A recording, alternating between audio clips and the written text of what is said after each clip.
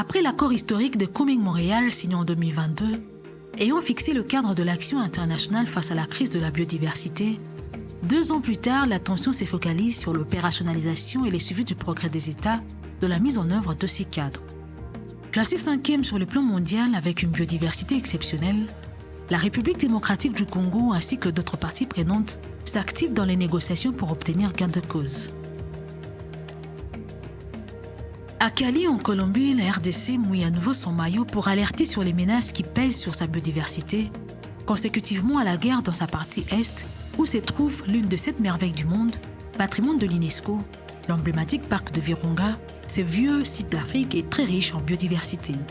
Il y a des groupes armés qui sont actifs dans le parc de Virunga, par exemple, et qui vivent en déboisant, qui vivent en tuant la faune et la flore, et personne ne fait d'effort pour ça. Lorsque nous parlons, nous, d'exploiter, de mettre nos ressources en valeur pour avoir justement les moyens et pouvoir proposer des solutions, la sécurité par exemple dans nos parcs, des solutions alternatives à la déforestation par nos populations. Mais on nous fait encore le procès de mettre la nature en danger, l'environnement en danger. Et pourtant, nous cherchons justement ces moyens que la communauté internationale s'était engagée à nous donner. En dépit de la guerre, ces pays en développement déploient beaucoup d'efforts pour conserver sa biodiversité et en retour exigent une justice environnementale et une transition juste capable de tirer profit de ces ressources naturelles face aux multinationales qui les exploitent. Mon pays l'a toujours souligné, sans la paix, l'environnement ne peut pas être protégé. L'Est du pays est en proie des groupes armés incontrôlés qui perturbent l'environnement. C'est là où nous avons les parcs, les réserves mondiales, les aires protégées des Nations Unies, les sanctuaires des bonobos, des rhinocéros, des lokapis. La République démocratique du Congo profite de cette tribune pour faire l'appel à la communauté internationale dans son ensemble d'examiner les questions des conflits armés qui perturbent l'environnement.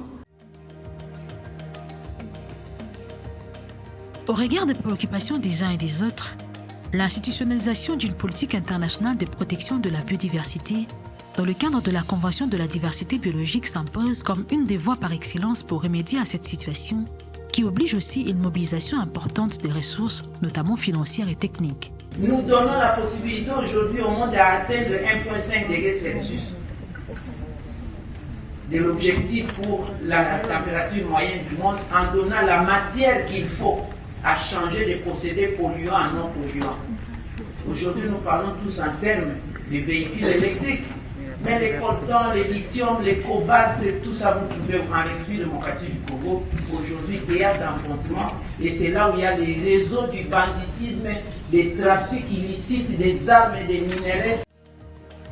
Après Cali, c'est sur Bakou, en Azerbaïdjan, que les projecteurs sont braqués pour la même cause.